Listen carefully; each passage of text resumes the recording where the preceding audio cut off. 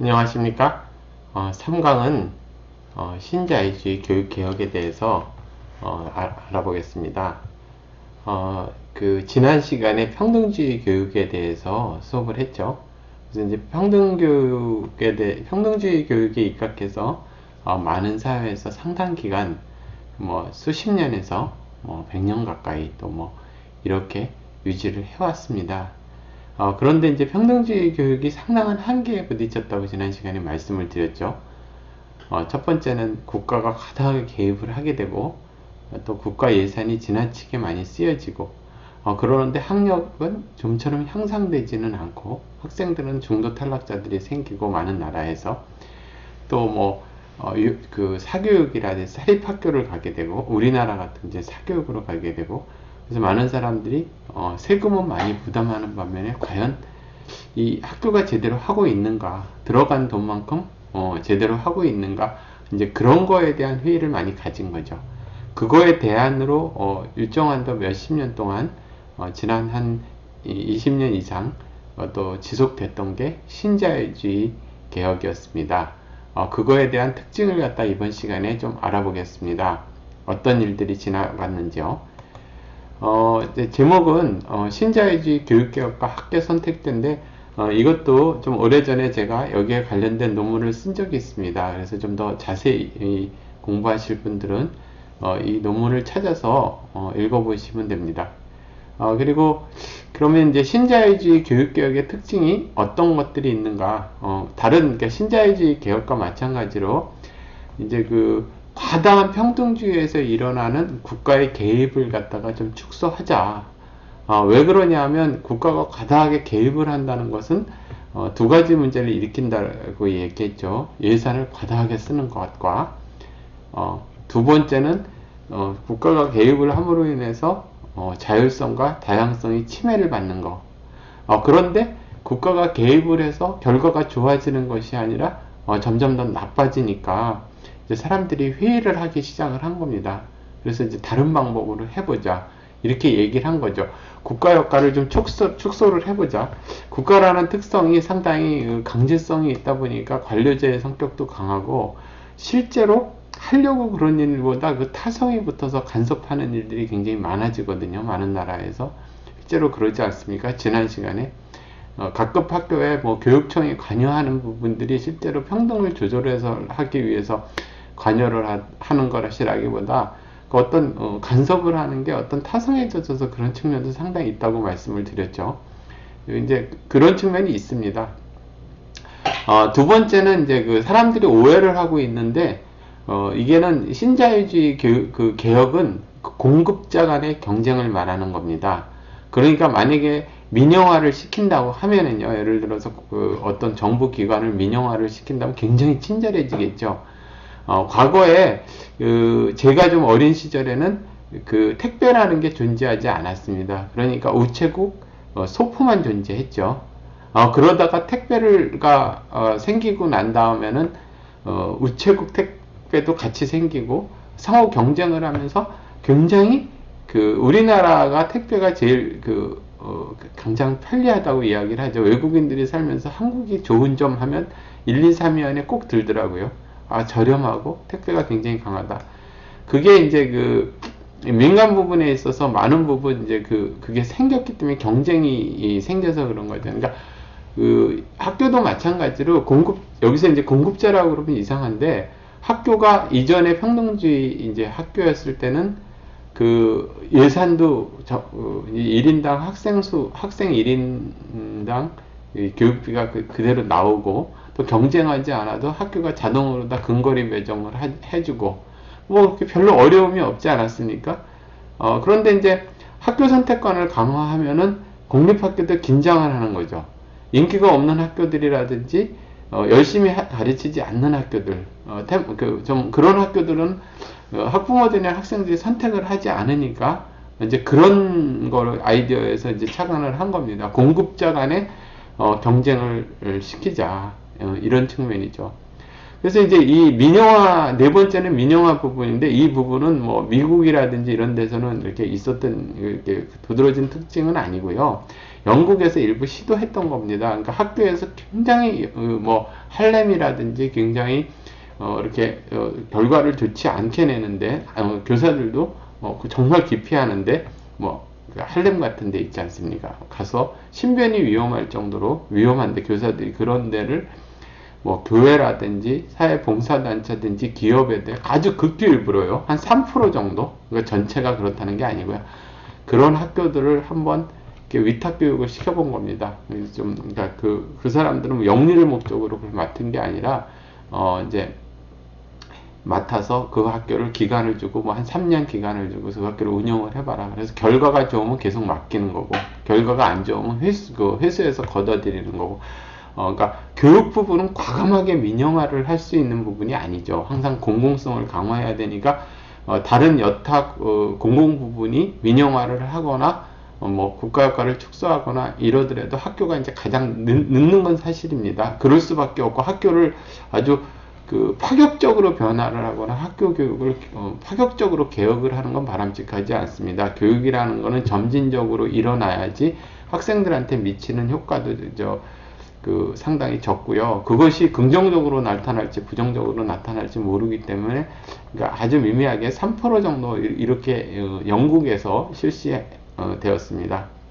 그리고 이제 마지막은 교원평가를 강화하는 거죠. 그러니까 공급자 간의 경쟁이니까요. 교사들을 평가를 해야 되겠죠. 이 부분은 이제 미국에서의 특징이라기보다는 유럽에서 특히 프랑스 같은 경우에서 정말 그렇게 노조가 강하고 프랑스 사람들은 말을 잘 안 듣는데 국민이 세금이 들어가는 곳에서는 반드시 관철해야 되겠다 해서 교원평가 상당히 강화했습니다. 어떻게 이걸 성공을 했나 몰라요. 부분적으로 성공을 했죠. 그리고 많은 나라에서 이제 학교 평가를 해야 된다. 국민의 세금이 들어가는데 학생들을 갖다가 제대로 가르치고 있는가, 결과는 어떤가, 학력은 향상이 되는가, 뭐 하락이 되는가, 유지가 되는가, 이 부분을 해야 한다. 이제 이렇게 학교 평가와 학력 평가를 하게 된 거죠.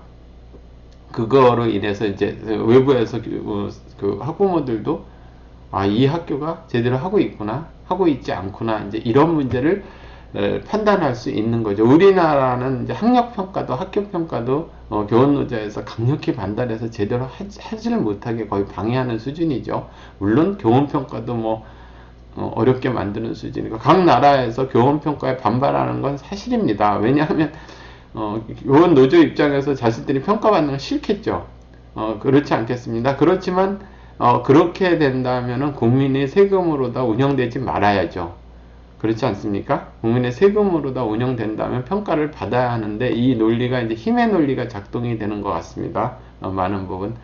어떤 나라에서는 이 부분이 잘 관철이 되고 노조가 굉장히 강한 나라에서는 이 부분이 잘 관철이 되지 않고 뭐 그런 특징을 가지고 지금까지 진행되어 왔습니다.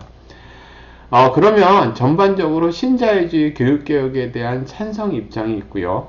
또 반대 입장이 있는데 여러분들 이렇게 이야기를 하면 신자유주의자들은 뭐 학생들 공부를 많이 시키고 막 들볶고 이렇게 생기는 그런 게 아닙니다. 그러니까 어디서 착안이 된 거냐 하면요. 신자유주의 교육개혁에 관련돼서는 특히 어디서 착안이 되냐면 자, 제가 좀 설명을 드려보겠습니다. 많은 나라 유럽과 미국, 또 우리나라 상황은 좀 이따 말씀을 드리겠습니다. 이런 데서 부유한 사람들은 사립학교를 보냅니다. 아니면은 자기가 살고 있는 지역의 학구는 굉장히 좋습니다. 이렇게 살고 있죠. 이렇게 살고 있습니다. 가난한 지역에 있는 학생들은 사립학교를 다닐 수가 없기 때문에 근거리 배정을 하게 됩니다. 걸어갈 수 있는 워킹 디스턴스나 스쿨버스가 오더라도 가까운 데서 배정을 받습니다. 자, 부유한 사람들은 사립학교로 다닐 수 있습니다. 그렇다면 가난한 집 청소년들, 가난한 집 아동들은 이 지역을 벗어날 수 있는 방법이 있나요? 없죠. 그러니까 이게 불평등하다는 겁니다. 평등주의 교육, 이 학교 선택권을 제한해가지고 근거리 배정을 하는 것이 결국 부자들한테 절대로 불리하게 하지 않는다. 왜냐하면 부자 동네에서는 인근에 있는 학교가 좋으면 근거리 배정을 가면 되는 거고 마음에 안 들면 사립학교로 가면 되는데 가난한 지역에 있는 학생들은 학교가 나쁜데도 어떻게 방법이 없다는 거죠. 여기를 벗어날 수 있는 방법이. 그러니까 결국 평등주의가 불평등을 더욱 심화한다. 결국 평등주의자들 때문에 가난한 아이들을 더 가난하게 만든다. 그러니까 그 이데올로기에 갇히지 말라는 강력한 반발에 의해서 신자유주의 개혁을 하게 된 거죠. 이게 가장 중요합니다. 그래서 결국은 이 가난한 지역에 있는 학생들한테 바우처라는 걸 줍니다. 그래서 이 가난한 순서대로 학교 선택권을 주어요. 그러면 이 아이들이 이쪽 지역에 있는 학교를 갈 수가 있게 합니다.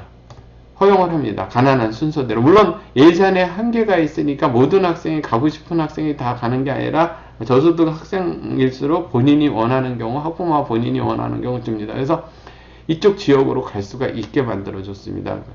결과적으로 나중에 연구 결과를 말씀을 드리겠지만 신자유주의 교육개혁에 대해서 누가 찬성을 하고 누가 반대했냐면, 자, 여러분들이 생각할 때 이쪽에 부유한 지역의 백인이라고 여러분들 생각을 해보십시오. 미국에서. 그리고 이쪽은 가난한 지역의 유색인종이라고 생각을 할 때 학교 선택권을 준다. 가난한 순서대로 둔다. 그럼 누가 반대하고 누가 찬성할 것 같습니까? 당연히 부유한 지역에 있는 사람들 이쪽에서 몰려오는 게 너무 싫으니까 반대했겠죠. 반대했습니다. 실제로. 이쪽은 너무너무 좋아했습니다. 아, 드디어 이 지역을 벗어나서 나도 좀 양질의 교육을 받을 기회가 왔구나. 이렇게 생각을 한 겁니다. 그러니까 신자유주의 교육개혁은 교육 불평등을 완화하기 위해서 고안된 개념입니다. 그런 부분이 있습니다. 그리고 또 하나 두 번째 특징은 뭐냐면, 그렇게 학교 간에 이렇게 선택권을 주면 학교 간에 경쟁을 해서 긴장을 하겠죠. 이전까지는 그냥 전부 그 학생들이 자동으로다가 근거리 배정으로 오고 예산 배정이 되고 학교의 평가가, 그러니까 제대로 학력 평가가 나쁘더라도 전혀 불이익이 없었지만 학생들이 오지를 않으면 그 학교가 자동적으로 어려움에 처하거나 문을 닫거나 다른 데로 가야 하지 않습니까? 학교가 긴장할 수밖에 없는 거죠. 그러니까 이러한 학교 선택권을 학생의 선택을 갖다가 이렇게 확대해 주는 것, 이런 것이 굉장히 교육의 질도 향상시키고, 여기서 효율성이라는 거는 교육 결과를 좋게 하는 거죠. 학교의 효율을 좋게 하고, 그 다음에 교육의 질도 높이고, 또 특히 가난한 사람을 보호할 것이다. 가난한 사람이 가난에서 벗어날 수 있는 방법을 그런 길을 제시하는 것이다. 이제 이렇게 생각을 했던 거고요. 거기에 대해서 강력히 반대하는 사람들은 이제 좌파학자들, 그다음 교원 노조, 뭐 이런 사람들이 미국에서나 뭐 이런 데서 반대했죠. 우리나라도 실제로 그렇습니다. 지금 이제 미국과 유럽의 맥락에서 먼저 설명을 드리고 맨 마지막에 우리나라 상황을 설명을 드리겠습니다. 반대하는 입장은 신자유주의 교육개혁은 시정원리다.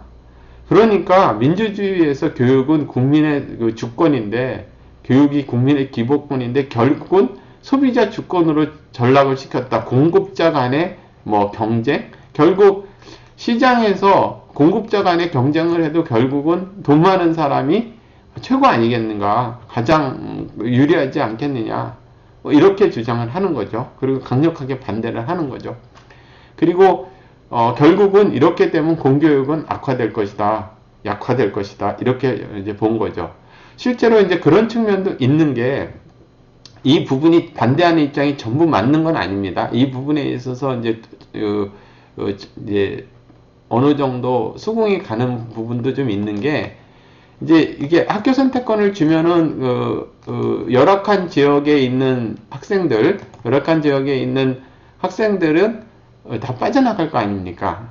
그렇겠죠. 그러면 가뜩이나 좀 할렘이나 열악한 지역에 있는 학교는 그나마 공부에 관심 있고 우수한 학생들은 학교 선택권을 가지고 다 가버리면 이 학교는 어떻게 하느냐, 이제 이런 문제죠. 바로 그 남은 사람들은 어떻게 되는 거냐, 더 나빠지는 거 아니냐. 그렇지만 실제로 열악한 지역에 있어서 공부에 관심이 있고 빠져나가고 싶어서 학교라도 그쪽으로 보내고 싶어 하는 사람은 정말 좋아하고 정말 그 부분에서 감사하게 생각을 하는 거죠. 그렇지만 이제 좌파학자들이나 교원노조 입장에서는 반대하는 거죠. 전체적 이 열악한 지역은 더 나빠질 것이다. 이제 그 얘기입니다, 결국은. 그래서 이제 이 부분이 사실 타협이 될 수 있는 이야기가 아니거든요. 이렇게 좀 이렇게 좀 신축적으로 생각을 하고 열린 마음으로 하는 게 아니라 서로 적대적 관계로 다 만약에 예를 들어가지고 진영 논리 같이 비슷하게 찬성 반대로 나눠진다면 그게 상당히 어렵죠. 실용적 접근이나 합리적 사고를 하는 사회에서는 좀 덜하겠지만 그렇지 않고 막 전쟁 상태 같이 대립을 하면 좀 어렵겠죠. 근데 그런 입장과 달리 좀 제3의 입장이 있습니다. 항상 제3의 입장이 있지 않습니까? 제3의 입장은 이것도 일리가 있습니다. 제3의 입장은 각 나라별로 교육 여건에 따라 다르다. 자, 만약 아프리카의 어떤 나라가 정말 대체적으로 문명률이고 평등주의 교육을 제대로 실현해 본 적이 없는 나라가 있다고 생각을 해 보십시오. 그럼 거기는 신자유주의 개혁을 갖다가 더 필요할까요? 아니면 평등주의 교육을 일단 해가지고 교육 여건을 개선을 시켜야 될까요? 당연히 평등주의 교육을 시켜가지고 교육 여건을 개선하고 그 다음에 평등주의가 과다해져서 문제가 생겼을 때 이제 뭐 어떤 신자유주의 개혁을 한다든지 다른 개혁을 해야 되겠죠. 그렇게 학교마다 잘못 말씀을 드렸습니다. 사회마다 국가마다 입장이 다르다는 거죠. 우리나라도 처음 초창기에 굉장히 어려운 시절에 고교 평준화 정책으로 해서 교육 조건을 향상시키고 학교를 발달시킨 다음에 평등주의 교육에 입각해서 어느 정도 가다가 이것이 시간이 지남에 따라 사회가 다원화되고 사회가 다양화돼서 이 수용을 못하기 때문에 그 다음에 학교 다양화 정책으로 가서 신자유주의 개혁이 어느 정도 들어왔던 거거든요. 각 나라가 그렇습니다. 첫 번째 이제 절대 왕조, 그러니까 신분에 따라서 가다가 그다음에 평등주의 교육을 상당 기간 뭐 50년, 100년 하다가 여기가 이제 거의 와해 직전으로 문제가 생기면 이제 신자유주의 개혁으로다 또 방향을 갖다 틀어보고 그런 이제 역사를 가졌던 거를 지금 설명을 드리는 겁니다. 그런 입장에서 제3의 입장은 신자유주의도 평등주의도 그게 중요한 게 아니라 그 사회에 적합한 그 여건에 따라 다르다.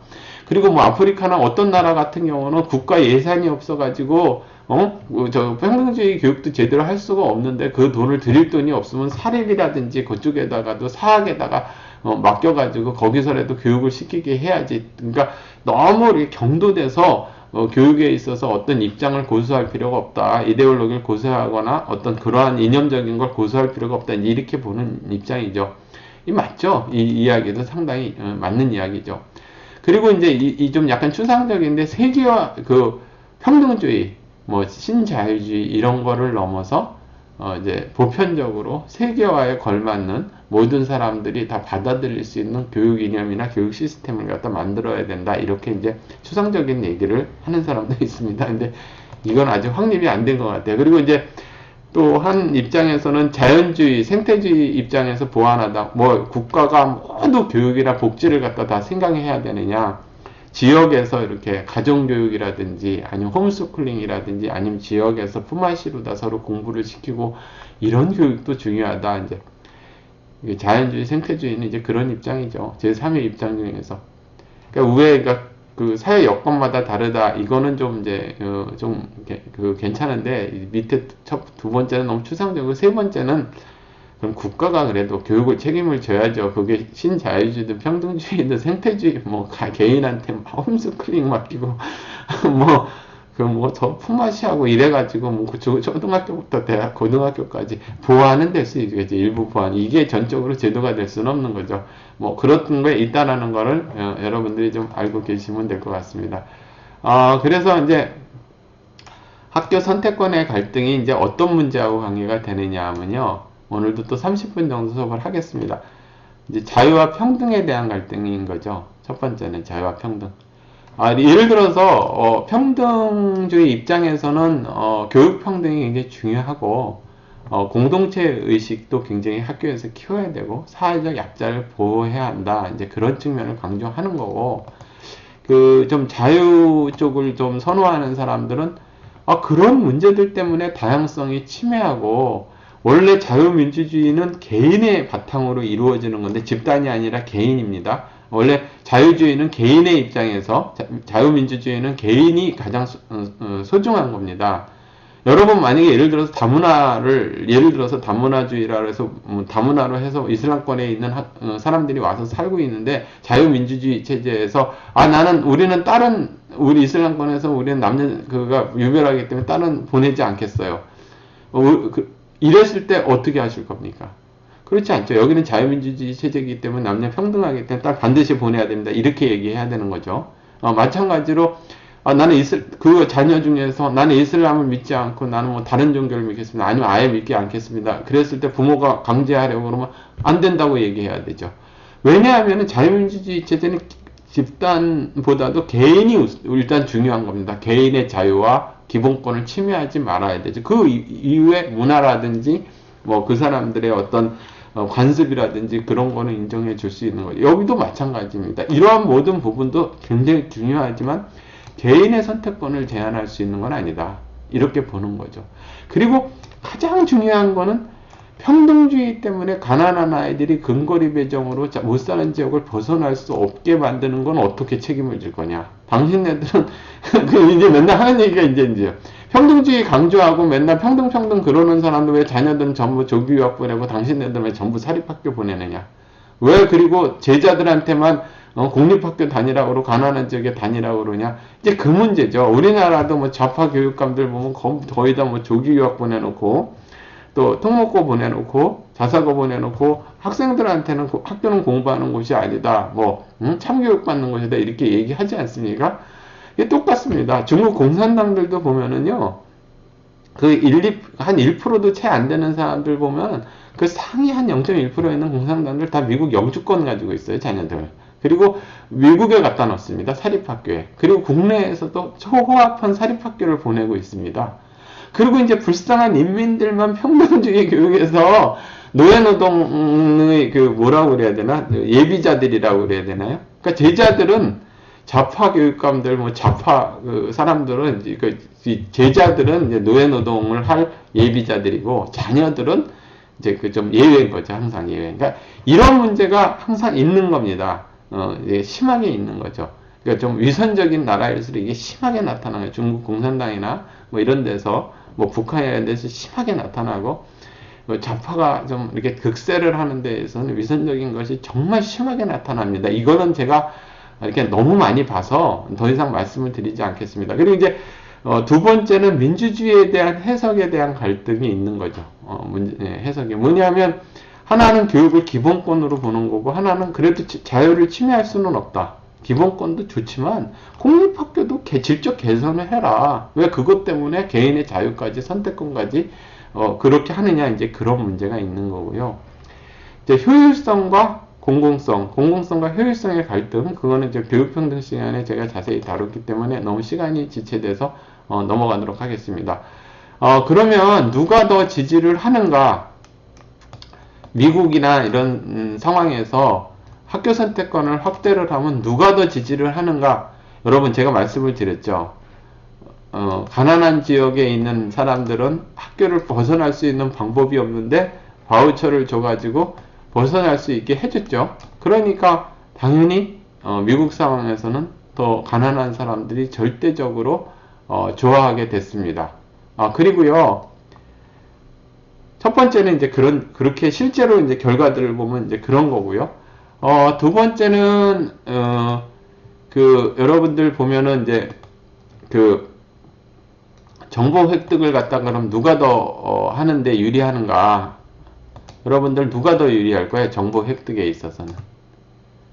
아무래도, 이렇게, 좀 가진 자들, 좀 잘 사는 사람들이 학교 선택을 주었을 때 더 잘 이걸 파악을 하겠죠. 먹고 살기 바쁜 사람들은 이런 일이 있어도 어떻게 된 건 모르겠죠. 그런 측면도 있습니다. 그러니까 제가 여기서 말씀을 드리는 거는 평등주의가 항상 맞다.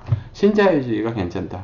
이런 게 아닙니다. 상호의 문제점이 있고 그러한 문제들을 어떻게 기술적으로 열린 마음으로 해결을 하면서 좋은 결과를 만들어내기 위해서 노력을 하느냐. 진영 논리에 빠져가지고 싸우고 자기들은 기득권을 서로 가지려 하고 이러는 걸 정말 싫어하거든요. 그러니까 이 부분에 대해서는 맞습니다. 정보 획득의 부분은 누가 유리하겠습니까? 가진 사람들이 많이 유리하겠죠. 세 번째는 학교가 학생을 선택하는가, 학생이 학교를 선택하는가, 이런 문제가 있습니다. 여러분들 이제 학교 선택권을 강화하면 미국 상황을 갖다 이제 설명을 드리면 미국에서는 그냥 이렇게 가난한 순서대로 오라고 그랬습니다. 그런데 학교에 이제 자리가 없으면 못 오는 거죠. 거기에 이게 결혼이 생기지 않으면. 근데 여기서 무산한 지역에 있는 애 만약에 예를 들어서 흑인 학생이 굉장히 공부를 잘한단 말이에요. 근데 오려고 그래요. 백인 지역에 부유한 지역에. 그럼 여기서 정말 깡패 학생이 오는 거하고 전교 1등 하는 애가 오는 거하고 어떤 학생이 오는 거가 더 좋겠습니까? 그래서 인지상정이죠. 아, 그 좀 공부 열심히 하는 학생이 오면, 아, 참, 쟤 좀, 우리 학교 왔으면 참 좋겠다. 가난해서 그, 흑인 할려면 못 벗어나서 불쌍한데, 아, 정말 오게 해주고 싶다. 이렇게 이제 받아들이는 겁니다. 실제로 그런 일이 존재를 했던 거죠. 근데 이제 뭐, 거기서 워낙 이상하면은, 그냥 뭐, 결혼이 없으면, 아유, 잘 됐다. 뭐, 이런 게 어느 사회나 발생하지 않겠습니까? 이제 그런 문제가 있는 거죠. 그리고 이제 우리나라 같은 경우는 이제 학교 선택권이 강화되면 자사고 특목고 뭐 이런 게 생기면 이렇게 학교가 학생을 선택하는 겁니까? 학생이 학교를 선택하는 겁니까? 당연히 학생이 학교를 선택하는 걸로 돼 있지만 성적 순위니까요. 그건 뭐 더 이상 말씀을 드리지 않겠습니다. 뭐 성적 순위로 하는 걸 저는 그게 나쁘다 생각하지는 않는 편이니까 그건 뭐 개인의 판단에 맡기겠습니다. 그리고 이제 학교 평가, 교원 평가는 교육의 질을 향상하는가? 이것도 같은 결과를 놓고요. 그 정치적 입장이나 이것의 이념적 입장에 따라서 해석을 달리하고 그래가지고 실제로 신자유주의 교육을 해서 학교 선택권을 강화하고 학교 평가를 강화하고 교원 평가를 강화한 나라를 보면은 굉장히 이렇게 정말로 이렇게 학업 성취도도 높아지고 중퇴율도 낮아지고 학교 질적 개선한 데도 상당히 많습니다. 또 그렇지 않은 데도 있고요. 그런데 이제 반대하는 사람들은 그렇지 않은 자료를 갖다가 막 제시하면서 봐라. 신자유주의 교육해가지고 좋아진 거 하나도 없다 이러고 이제 그 찬성하는 입장 봐라. 이렇게 잘 됐지. 이제 이런 식으로 싸움을 하게 되면은 이제 답이 없게 되거든요. 그런 측면이 있습니다. 사실 많은 나라에서 이게 지나치게 과열되다 보면 그런 측면이고 이제 합리적 사고를 하거나 그러지 않으면 학계에서는 그런 좀 잘 정리를 해줘야 되겠죠. 결과적으로는 이제 이 부분에 대해서 국가 역할은 과연 어떤 것이냐, 자유민주주의에 초점을 두는 것이냐, 평등을 자유에 두는 거냐, 평등에 두느냐, 이제 그러한 부분에 대한 상당히 갈등을 야기시켰고요. 또 아까 말씀을 드렸듯이 바우처에 관한 데서 예산에 한계가 있지 않겠습니까? 그러니까 모든 학생이 학교를 선택을 할 수 있게 도와줄 수 있는 것은 아니니까요. 이게 좀 어려운 점도 있는 거죠. 재정적 한계. 미국 같은 상황에서는. 그리고 이제 심하게 진영 논리나 이데올로기 갈등을 야기시키는 측면이 있습니다. 그래서 결론적으로 좀 말씀을 드리면 우리나라 상황에서 제가 이제 우리나라 상황은 일일이 다 자세하게 말씀을 오늘 안 드렸습니다. 왜냐하면 그 말씀을 또 드리면 너무너무 심한 또 갈등이 일어나고 사람들이 거의 전쟁 상태로 또 싸움을 하고 맨날 이러거든요. 왜냐하면 학생을 위하는 게 아니라 진영을 위하고 이념을 매몰되고 기득권에 몸을 대는 사회이라는 성향이 굉장히 강하기 때문에 우리 사회에서는 이제 강력하게 제가 말씀을 드리지는 않겠는데 좀 시간을 두고서 제가 한국의 학교 선택권 문제를 좀 본질적으로 다루는 시간을 갖겠습니다. 그런데 약간 거리를 두고 설명을 하면 지나치게 지금 평등주의에 입각한 국가 역할, 이거는 좀 배격을 해야 되겠죠. 특히 좀 이렇게 세뇌화 교육 이 부분은 정말 하지 말아야 되죠. 지금 그 문제가 사실 심각한 거 아닙니까? 그리고 이제 두 번째는 학교 선택권을 우리나라 같은 경우를 강화해서 특목고, 자사고 이런 거를 갖다 잘 하더라도 다시 이렇게 좀 모집을 하더라도 일반고도 상생할 수 있는 일반고의 교육 여건도 상당히 개선하는 그러한 방법도 항상 같이 모색이 돼야 합니다. 그러니까 특목고나 뭐 자사고나 뭐 이런 학교들만 잘 되고 일반고는 굉장히 열악해진다. 그거는 바람직하지 않습니다. 사실상 그러니까 양쪽으로 다 윈윈할 수 있는 길을 모색을 해야 되겠죠. 이제 그런 길을 아주 경도돼 가지고 이쪽 특목고나 자사고나 그쪽을 강화하고 학교 선택권을 너무 강조하는 것도 좀 조심해야 되고요. 모조리 없애버리고 무슨 공산사회도 아니고 없애버리고 일반고만 만들어가지고 말이에요. 그냥 모조리 다 폐지하고서 그냥 세뇌화시키고 뭐 작용화 교육이나 시키고 자녀들은 자기 자식들은 전부 해외에다 보내놓고 말이에요. 이런 것도 뭐 거의 중국 공산당 따라가는 거고 지금 실제로 지난 한 4, 5년 동안 그런 짓을 한 거죠. 그러니까 이 좀 중심을 잡으라는 거죠. 교육계, 교육학자들도 중심을 잡고 국민들도 중심을 잡아서 양극단에 좀 미친 짓 하는 사람들, 특히 좌파, 이쪽에 좌파는 왼쪽에다 적어야죠. 좌파 미친 짓 하는 사람들 좀 못하게 좀 해야 되는 거라는 거죠. 너무 왼쪽으로 가는, 왼쪽으로 간 게 아니라 부패 그 세력한테 너무 이 학교 교육이 휘둘렸죠. 자경 부패 세력한테. 그래 이제 어찌 됐든 특색 없는 학교를 좀 탈피해서 다양성을 좀 확대하는 방향으로 가야 되고요. 끝으로 좀 말씀을 드리면, 이 지금 그 지난 문재인 정권에서 이루어진 게 자서고 특목고 폐지하고 뭐 혁신학교다 뭐 이런 거 만들어가지고 결국은 이제 자기네들 그 같은 정교조 출신이나 이념 그 좌파 사람들 보내가지고 거기 이렇게 거기서 승진을 기회를 하고 여러 가지 자기들끼리 이렇게 그런 그 출세 루트로 이용하는 그런 측면으로 된 측면이 있죠.